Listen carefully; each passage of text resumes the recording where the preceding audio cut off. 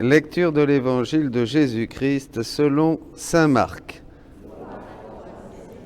En ce temps-là, Jésus gravit la montagne et il appela ceux qu'il voulait. Ils vinrent auprès de lui et il en institua 12 pour qu'ils soient avec lui et pour les envoyer proclamer la bonne nouvelle avec le pouvoir d'expulser les démons. Donc il établit les 12. Pierre, c'est le nom qu'il donna à Simon.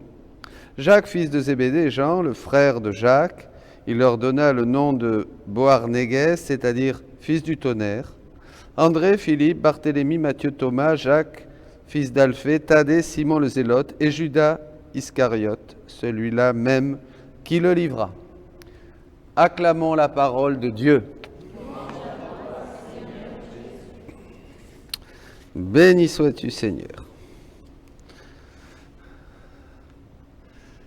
Un enseignement important, mes amis, aujourd'hui. Évidemment, il faudra l'écouter encore et reméditer les textes. Je pense pouvoir les proposer d'une autre manière. L'Épître aux Hébreux dit en effet, si la première alliance avait été irréprochable, il n'y aurait pas eu lieu d'en chercher une deuxième. Et si la deuxième était absolument parfaite et définitive, il n'y aurait pas eu lieu d'en chercher une troisième, c'est-à-dire la vie dans la divine volonté. La rédemption se serait suffi à elle-même. Et donc voilà aujourd'hui que Jésus va instituer ses 12 apôtres et pour qu'ils soient avec lui. Ça, c'est important. Il vaut mieux être avec Jésus quand on veut être apôtre. Mais enfin, ce n'est pas sur cela que je voudrais vous enseigner, mais vous pouvez le garder dans votre cœur. Le fruit de notre apostolat dépend de notre intimité, de notre compagnonnage avec Jésus. C'est tout simple. Voilà, Don Chotard disait dans un livre très connu et assez classique, la prière, source de tout apostolat. Bien. Et il les envoya proclamer la bonne nouvelle, après les avoir institués, le pouvoir d'expulser les démons, et là viennent les noms des 12.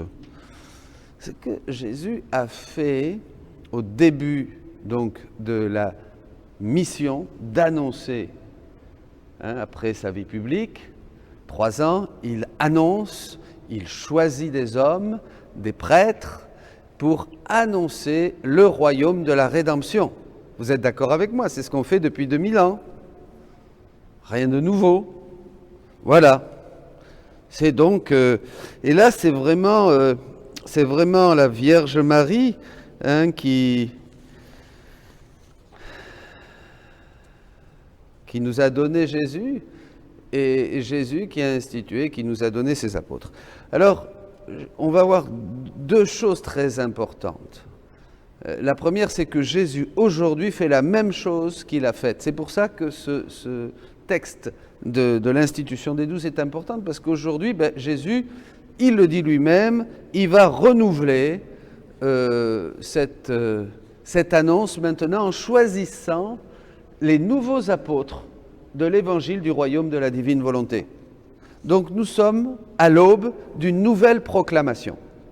Alors je vais lire 2 textes, peu importe, je ne savais pas s'il fallait mettre celui-là avant ou celui-là après, mais bon, je vais...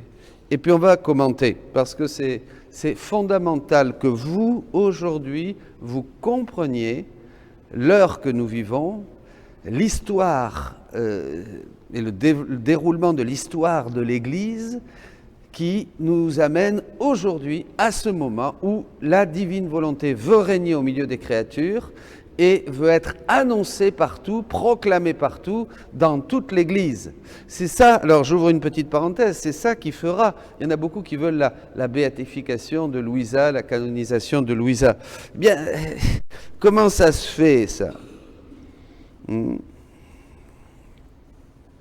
Comment ça se fait? Bien d'abord, avant, on aimerait que ça vienne de l'Église, mais on a regardé pourquoi les prêtres n'en parlent pas et pourquoi le pape n'a pas décidé la béatification de Louisa comme de son confesseur, Saint Hannibal, et après sa canonisation. Mes amis, d'abord, il faut annoncer le règne. Il faut que les âmes connaissent le royaume de la divine volonté. Et plus il y aura de frères et sœurs dans l'Église qui vivront de cette vie, qui en parleront, ça débordera de leur bouche, vous voyez, tout ça va faire que ça va remonter aux prêtres, ça va remonter aux évêques, ça va remonter dans l'Église. Et puis au bout d'un moment, on disait, mais attendez, il y a quelque chose à faire. Le Saint-Esprit parle d'abord en agissant dans l'ensemble des croyants. Vous comprenez, hein? Alors d'abord dans les âmes, et puis ça monte. Hein? Et Jésus fera connaître, hein, ça débordera et fera connaître ce que la divinité faisait dans son humanité. C'est ça qu'on ne sait pas. Et évidemment, le rôle des prêtres est indispensable, comme saint Hannibal a été à côté de Louisa, qui est la troisième œuvre de Dieu. Vous voyez, la première œuvre, c'est la création. La deuxième œuvre, la troisième œuvre, la divine volonté. Donc, comme la Vierge Marie a été vraiment la mère de la deuxième œuvre de Dieu, elle nous a donné le Rédempteur, eh bien Louisa est la troisième œuvre de Dieu et elle nous donne la divine volonté, le royaume de la divine volonté, pour que vous le sachiez et que vous le proclamiez. Et dans la mesure où vous le proclamez, déjà on voit, quelqu'un encore me disait, ça circule partout en France, c'est extraordinaire.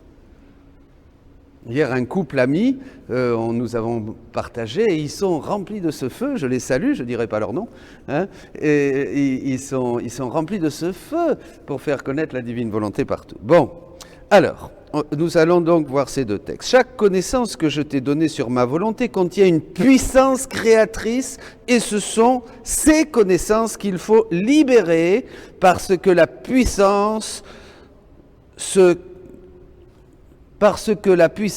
qu'elles contiennent sait comment se frayer un chemin dans les cœurs pour les soumettre à son empire. Je répète, chaque connaissance que je t'ai donnée sur ma volonté contient une puissance créatrice. Et ce sont ces connaissances qu'il faut libérer, parce que la puissance qu'elles contiennent sait comment se frayer un chemin dans les cœurs pour les soumettre à son empire. Puissance, mes paroles sont esprit et vie, dira Jésus. Et il rajoute ici, n'est-ce pas ce qui s'est produit dans ma rédemption?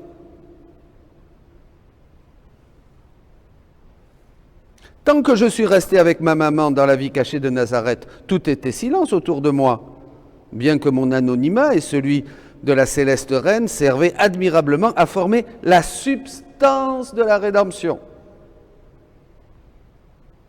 Pareil, on va voir, dans la vie cachée de Louisa, pendant plus de 40 ans, au lit où personne ne savait, c'était la substance du fiat voluntas tua, de la vie dans la divine volonté, qui se formait en cachette.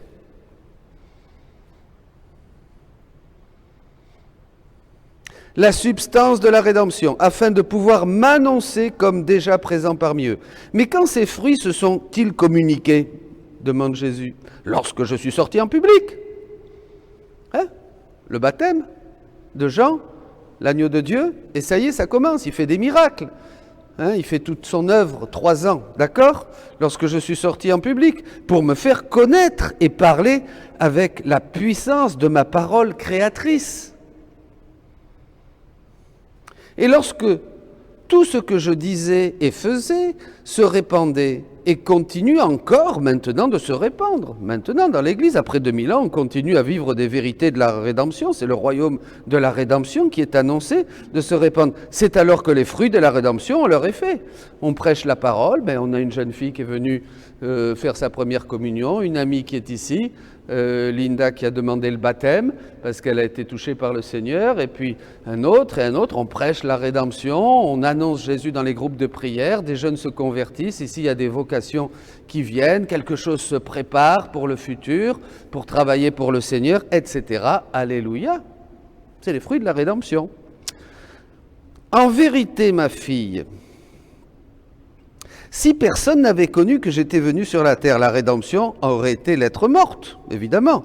Personne n'aurait annoncé Jésus si personne n'avait dit qu'il était venu, qu'il était né à Bethléem, qu'il était mort sur la croix et qu'il était ressuscité. Aucun effet pour les créatures. Oui, aucun effet. Ainsi, la connaissance a donné vie à ses fruits. La connaissance a donné vie à ses fruits. Il en sera ainsi pour ma volonté. Ça y est. Voyez, Jésus a choisi les 12, qui ont proclamé la rédemption, et maintenant il en choisit d'autres pour proclamer le règne de la divine volonté. C'est pourquoi je voulais renouveler ce que j'ai fait dans la rédemption. Renouveler, c'est exactement pareil. Jésus le dit aussi dans un autre volume. Je voulais renouveler ce que j'ai fait dans la rédemption. Et pour cela, choisir une autre vierge. Louisa, rester cachée avec elle, Jésus, pendant 40 ans et plus, la séparant de tout, comme dans une nouvelle Nazareth. Afin d'être libre de lui dire toute l'histoire, tous les prodiges et les biens que contient ma volonté, afin de pouvoir former la vie de ma volonté en toi. Tous les biens, tous les prodiges. Hier soir, nous avons eu un partage avec un théologien sur la divine volonté mexicain, et puis au bout d'un moment, il me regardait, il me disait et avant la divine volonté, qu'est-ce que tu savais de Jésus? Et alors là, c'est dingue. Je lui dis, mais pas grand-chose. Pratiquement rien. Une connaissance extérieure. C'est impressionnant. Parce que dès qu'on entre dans la divine volonté, on a une connaissance au fur et à mesure qu'on avance, une connaissance de Jésus qui est surprenante. On sait tout son intérieur, ce qu'il vit, ce qu'il a fait, comment il l'a fait, pourquoi il l'a fait, avec qui il veut le faire, ses désirs, ses pleurs, ses prières, ses réparations, sa nature même. C'est vraiment, comme me disait quelqu'un, le dévoilement de Dieu. Dieu se dévoile à nos yeux.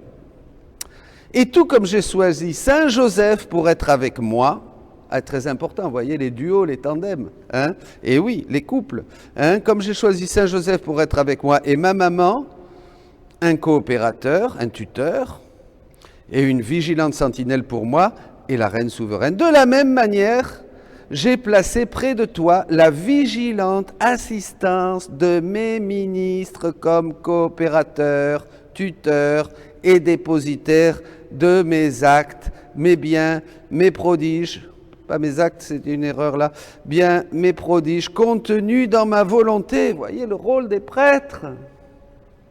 Allez-y mes frères prêtres, n'ayez pas peur, intéressez-vous. J'en parle à mes frères prêtres dans mon doyenné. Intéressez-vous, ouvrez les livres, dites qu'est-ce que c'est cette histoire? Est-ce qu'il est tombé sur la tête avec quelques autres ou il y a quand même quelque chose? C'est exactement pareil au début. Et vous, les missionnaires, dites-le, allez-y, donnez les livres, parlez-en. Dans cette paroisse, n'ayez pas peur, formez votre groupe, parlez-en. Vous êtes les premiers, vous êtes choisis, vous êtes choisis. Il y a un choix. Et les autres, il y a un choix de ceux que Jésus veut plus proches de lui, c'est l'Évangile, vous voyez, plus proches de lui. Il les institua pour qu'ils soient ses compagnons. La première chose, Dieu t'appelle parce qu'il t'aime. Et il veut que tu sois contre son cœur, il veut être avec lui. Il va te révéler ses secrets, les secrets de la rédemption ou les secrets du royaume de la divine volonté. Mais enfin, il va te les révéler dans la mesure où tu es proche de son cœur, où tu es avec lui. C'est pour ça que la vie d'union est indispensable. Nous n'avons que cette vie. Hier, il me disait ça aussi, Salvador. Il me dit, que d'actes on perd avec des bêtises, des mondanités, des désirs, des excès, des choses bêtes, tous ces actes qui ne sont pas dans la divine volonté, qui ne font pas partie de la volonté de Dieu, qui vont nous coûter de l'éternité, mes amis. Eh bien oui, c'est un autre thème, je le développerai, c'est très intéressant, mais faites attention, demain Dieu peut te demander ta vie, et c'est fini. Bon, je reviens. Et comme ma volonté veut établir son royaume parmi les créatures, je veux déposer à travers toi, Louisa, cette céleste doctrine dans mes ministres, encore les prêtres. Allez-y les laïcs, secouez-les, embêtez-les, allez les voir, donnez-leur les livres, appelez, formez des groupes, allez-y, allez voir les évêques, dites que vous voulez vraiment des groupes de prière, des associations, que la divine volonté soit connue, il n'y a rien qui fait plus plaisir à Jésus. Allez-y. En mes nouveaux apôtres. Ça y est, nous y sommes. Voyez, je veux renouveler. En mes nouveaux apôtres, quels sont les nouveaux apôtres? Eh bien, les prêtres qui vont annoncer, après saint Hannibal Maria di Francia, qui ne faisait plus que ça à la fin de sa vie, il délaissait même ses instituts pour se donner totalement à l'œuvre de la divine volonté, et il est mort, et il n'a pas fini. Alors bon, une petite parenthèse encore, mais il y a beaucoup de théologie derrière, donc je vous le dis. Je vous le dis. Bon. Eh bien, il est mort. Alors Louisa était catastrophée. Ils disent, mais alors qui va continuer? Il est mort. Il y en a parmi vous qui aiment bien la communion des saints? Ça vous intéresse, la communion des saints? Bon, alors c'est bon. Alors, il est mort. Et Louisa dit, mais c'est pas possible. Et Jésus dit, mais c'est pas grave. Et non, parce que quand quelque chose est dans la volonté, nous on a une idée très bête, parce qu'on n'est pas assez plongé dans les choses de Dieu, vous comprenez ce que je veux dire? Donc, communion des saints, on dit ça tous les dimanches, comme des brebis, répète Jaco, au credo, mais bon, on ne sait pas trop de quoi il s'agit. Il faut la vivre, la communion des saints, il faut entrer en amitié avec les saints, il faut que ça soit nos potes du ciel, vous comprenez? C'est ça. Alors après, on comprend, et puis on comprend de plus en plus. Alors donc, il meurt, et Jésus dit, mais non, quand tu as reçu une mission, mais vous rigolez, mais vous allez moins rire là, quand vous avez reçu une mission sur terre, elle est dans la volonté. Vous vous rappelez que la volonté, c'est une boîte. On devient propriétaire de ce que Jésus nous donne. Donc, on le répète, on a vu ça déjà là. Alors, quand vous avez cette mission sur terre, vous mourrez, vous continuez la mission, et même beaucoup mieux. Louisa, sur terre, elle a donné le dépôt, mais maintenant, sa mission, elle est puissante, c'est ça qui continue. Pareil, un père de famille, pareil, un jeune prêtre, une jeune religieuse, une consacrée. Vous avez une mission, quelque chose qui vous tient à cœur. Je veux, c'est dans votre volonté, vous mourrez demain, eh bien tu continues ta mission toi aussi. Parce que c'est bien ancré dans votre volonté. Mais malheur à moi si je n'ai pas de mission. Évidemment, alors là, vous mourrez, il n'y a rien à faire, on s'embête. Ah ben oui, évidemment, mais c'est logique. Il y en a qui croient que dès qu'on quitte ce monde, tout est différent. Mais rien n'est différent. Si je meurs avec rien, ben de l'autre côté, j'ai rien. Alors le Seigneur va m'enrichir et me sauver, bien sûr. Bon, je ferme la parenthèse, mais vous comprenez, c'est très important. Et Jésus donne cette leçon. Quand on a une mission sur terre, eh bien, on la continue après. Sinon, je n'aurais pas tant insisté pour que tu écrives, et je n'aurais pas permis non plus la venue quotidienne du prêtre, encore. Les 12. Du prêtre. Ah oui, ça c'est extraordinaire que Louisa, à l'époque, avait la messe tous les jours. Puis c'était pas facile à l'époque, hein. Et j'aurais laissé toute mon œuvre entre toi et moi. Par conséquent, sois attentive et laisse-moi libre de faire en toi ce que je veux.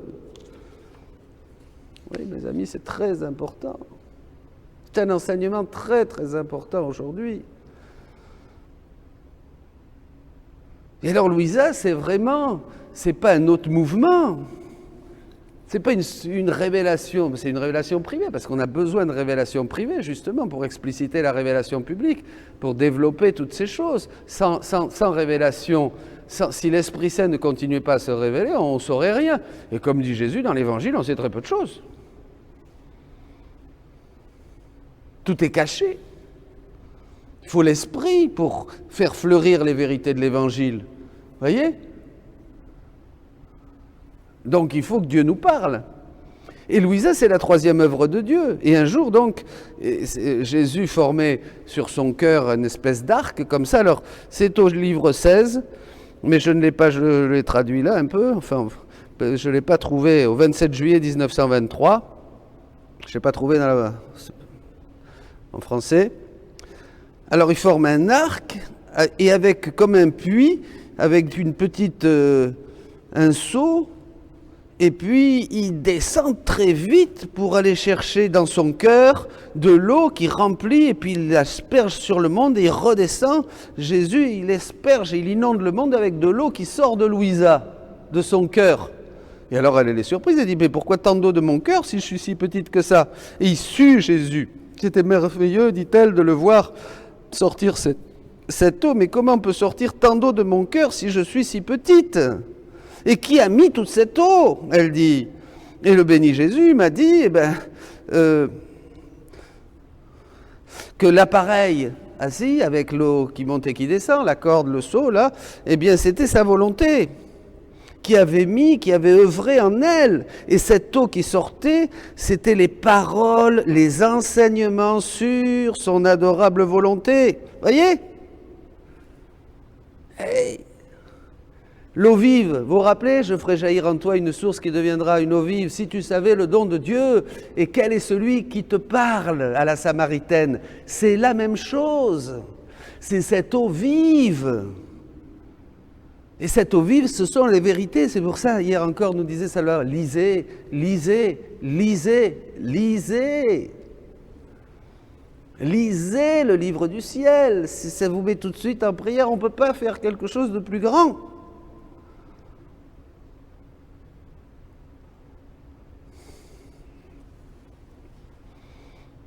Alors, c'est les connaissances, c'est ça cette eau vive, que j'ai mis en dépôt dans ton cœur, en dépôt, qui comme en dépôt, j'ai mis dans ton cœur, mais qui plus que l'eau encore. Je veux inonder et arroser toute l'Église par la connaissance de ma volonté. Toute l'Église de la connaissance de ma volonté, ce sont les 12, c'est les apôtres, c'est les nouveaux apôtres qui doivent faire ça. Vous, les prêtres, les évêques. Et vous, le peuple de Dieu, vous avez cette mission de faire monter cette mer. M-E-R. Vous comprenez? De travailler. Vous n'avez que cette vie. Ne perdez pas de temps, le monde est en feu, disait Sainte Thérèse. Ne perdez pas de temps avec des choses de peu d'importance. Et en plus, il a dit, ma fille, comme j'ai fait pour l'incarnation, d'abord, j'ai déposé dans ma chère mère tous les biens qui étaient indispensables à ma descente du ciel sur la terre. Et après, je me suis fait chair, je me suis incarné. Et j'ai fait d'elle le dépôt de ma vie même. Vous êtes d'accord, la Vierge Marie est le dépôt de la rédemption. Le dépôt, c'est elle qui a reçu Jésus. Elle a été préparée pour recevoir Jésus. Vous êtes d'accord avec moi? Oui? Non? Bon. Et de ma maman est sorti ce dépôt comme vie pour tout le monde. Ça sera la même chose pour ma volonté. Et il était nécessaire que je dépose, que je fasse le dépôt des biens, des effets, des prodiges, des connaissances. Vous voyez, là, ça va fort, là, ça va fort. Hein, c'est beaucoup plus que dans la rédemption. Hein, les biens, les effets, les prodiges, les connaissances. Hein, nous a fallu 2000 ans pour savoir quelque chose sur Jésus-Christ à travers la tradition. Vous êtes d'accord? Tous ces saints, les grands saints, les saint Thomas, les Bonaventure, les pères de l'Église, tout ça, les grands mystiques, Thérèse, Jean de la Croix, et puis tant d'autres, des quantités de saints en 2000 ans ont jalonné l'histoire de l'Église pour que nous arrivions à un certain dépôt de la tradition, plus tous les saints docteurs, les saints prêtres, les saints évêques, les saints papes. Vous êtes d'accord avec moi? C'est extraordinaire, les grands théologiens, et tout ça, c'était merveilleux. Mais maintenant, dans Louisa, la troisième œuvre, elle a tout le dépôt de la vie dans la divine volonté. Elle a, c'est immense, ça laisse tous les saints derrière. Ça fait avancer tout. Les effets, prodiges, connaissances, le prodige des prodiges, disait Jésus, que contient, après avoir fait ce dépôt en toi, en Louisa Picaretta, donc s'ouvrira le chemin et ça sera donné aux créatures, à toi, aux prêtres, aux 12 premiers, les premiers prêtres, voilà. C'est pour cela, regarde, tout est préparé, le dépôt est presque terminé, il n'y a rien d'autre à faire. Donc, que de disposer les premiers pour qu'ils le fassent connaître, pour qu'ils fassent connaître ce dépôt. afin que ça ne soit pas sans fruit. Tout est fait. Il faut juste que les premiers soient disposés, les premiers prêtres. Et je rends grâce à mes frères, pour mes frères prêtres, pour ceux qui, ça y est, travaillent, font découvrir, et pour les premiers évêques qui déjà connaissent le don de la divine volonté et ont à cœur de le faire connaître en Italie, en Amérique latine et bientôt en France. Déjà, il y en a. Allez-y, allez-y. Vous avez été choisis pour donner au monde le grand remède, le seul remède que le monde a besoin, dont le monde a besoin, le fruit complet de la rédemption, la vie dans la divine volonté. Soyez bénis, allez et portez du fruit par toute la terre. Amen.